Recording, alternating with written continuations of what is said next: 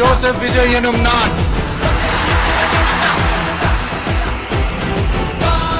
தமிழ்நாட்டு அரசின் முதலமைச்சர் என்ற முறையில்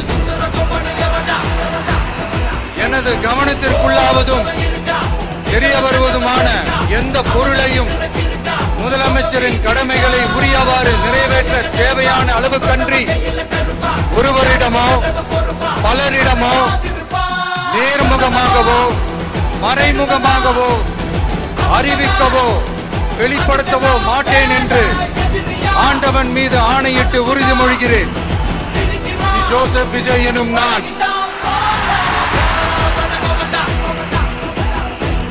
தமிழ்நாட்டு அரசின் முதலமைச்சர் என்ற முறையில்